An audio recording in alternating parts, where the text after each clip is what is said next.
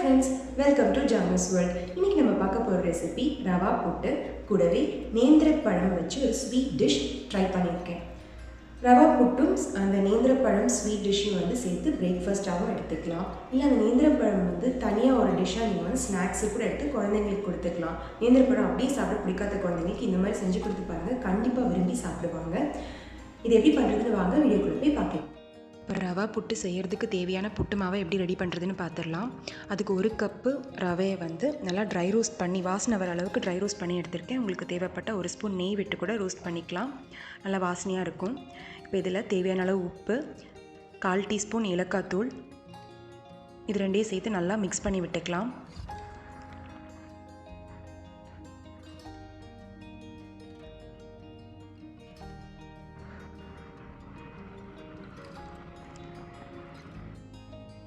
Mix பண்ணதுக்கப்புறமா இது பிசைகிறதுக்கு தேவையான அளவு தண்ணியை வந்து கொஞ்சம் லைட்டாக சூடு பண்ணி எடுத்திருக்கேன். கை வச்சா பொறுக்கிற அளவுக்கு சூடு இருக்கணும், ரொம்ப சூடாக இருக்கக்கூடாது. இப்போ இந்த தண்ணியை கொஞ்சம் கொஞ்சமாக தெளித்து புட்டு மாவு பதத்துக்கு பிசைஞ்சு எடுத்துக்கலாம். சுடு தண்ணியில் பிசைஞ்சால் தான் புட்டு வந்து நல்லா சாஃப்டாக இருக்கும்.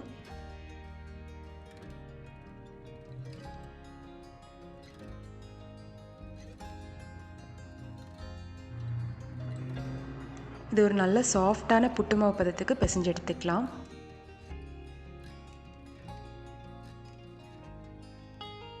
அவ்வளோதான், ரெடி பண்ணி வச்சுருக்கிற புட்டு மாவை ஒரு மூடி போட்டு மூடி வச்சு கொஞ்சம் நேரம் ஊற விட்டுடலாம்.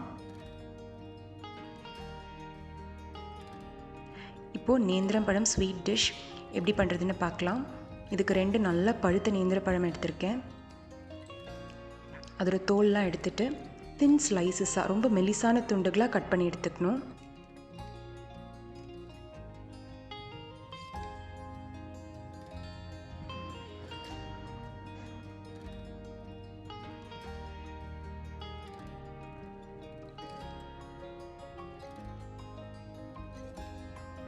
இப்போ இந்த பழத்துண்டுகளோட புளிப்பு எடுக்க போகிறோம்.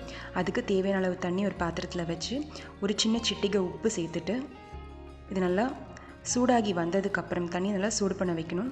இது நல்லா சூடாகி வந்ததுக்கப்புறம் கட் பண்ணி வச்சுருக்கிற பழத்துண்டுகளை அதில் சேர்த்துக்கலாம்.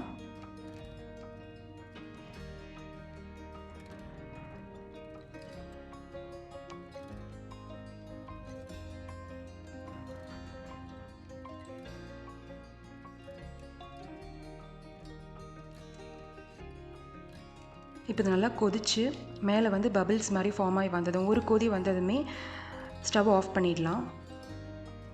இது புளிப்பெடுக்கிறதுக்காக தான் பண்ணுறோம், நல்லா வெந்துடக்கூடாது பழத்துண்டுகள். இப்போ இதை நல்லா வடிகட்டி எடுத்துகிட்டு வேற ஒரு பாத்திரத்தில் இந்த புளிப்பெடுத்த பழத்துண்டுகளை சேர்த்துட்டு அதில் 1/4 கப் அளவு தண்ணி விட்டுக்கலாம்.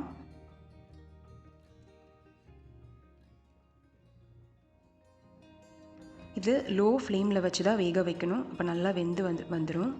இதில் 1/4 டீஸ்பூன் நெய் சேர்த்துக்கிறேன் வாசனைக்காக. நெய் சேர்த்துட்டு நல்லா கலந்து விட்டு பழத்துண்டுகள் வந்து நல்லா வெந்து வரணும்.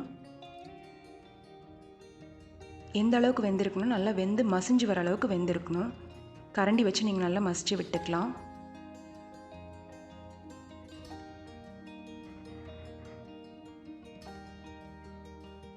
இது நல்லா வெந்து மசிஞ்சு வந்து தண்ணியெல்லாம் கொஞ்சம் வற்றினதுக்கப்புறம் 2லேருந்து 3 ஸ்பூன் சுகர் நான் சேர்த்துருக்கேன். உங்களுக்கு சுகர் போட விருப்பம் இல்லைன்னு நாட்டு சக்கரை கூட சேர்த்துக்கலாம். இதை சேர்த்து நல்லா கலந்து விட்டுக்கலாம். இந்த சர்க்கரைலாம் நல்லா கரைஞ்சி வந்ததுக்கப்புறம் கொஞ்சம் கெட்டியான பதம் வந்ததுக்கப்புறம் ஸ்டவ் ஆஃப் பண்ணிடலாம்.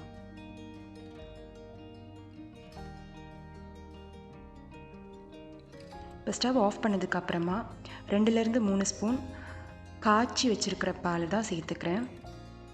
எதுக்கு ஸ்டவ் ஆஃப் பண்ணிட்டு சேர்க்குறேன்னா, நெய் சேர்த்துருக்கிறதுனால பால் பிரியறதுக்கு வாய்ப்பு இருக்குது. அதனால் ஸ்டவ் ஆஃப் பண்ணிட்டு சேர்த்தா பால் பிரியாது.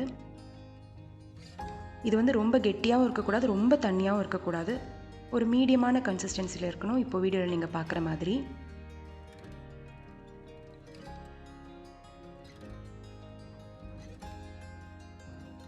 அவ்வளோதான், நேந்திரப்பழம் ஸ்வீட் டிஷ் ரெடி ஆகிடுச்சு. இப்போ புட்டு எப்படி பண்ணுறதுன்னு பார்த்துடலாம்.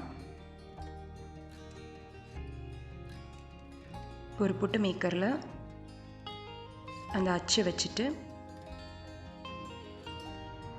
ஒரு லேயர் துருவின தேங்காய், அப்புறம் ஒரு லேயர் புட்டு மாவு, திருப்பி ஒரு லேயர் தேங்காய், ஒரு லேயர் புட்டு மாவு, இந்த மாதிரி சேர்த்துட்டு அது ஒரு மூடி போட்டு மூடி வச்சுட்டு வேக வச்சு எடுத்துக்கலாம். புட்டு மேக்கர் இல்லைன்னா இட்லி தட்டில் வச்சு கூட வேக வச்சு எடுத்துக்கலாம். அதை எப்படி செய்யணும்னு சொல்லி இதுக்கு முன்னாடி ஒரு வீடியோவில் நான் சொல்லியிருக்கேன். அந்த வீடியோட லிங்க்கை வந்து டிஸ்கிரிப்ஷன் பாக்ஸில் கொடுக்குறேன், செக் பண்ணி பார்த்துக்கோங்க.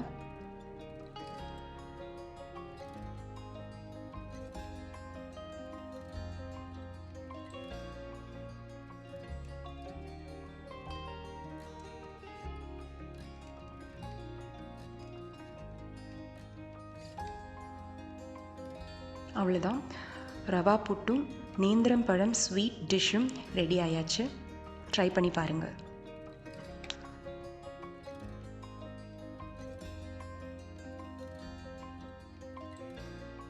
ரவா புட்டும் நேந்திரம் பழம் ஸ்வீட் டிஷ் எப்படி பண்ணுறதுன்னு பார்த்தீங்களா?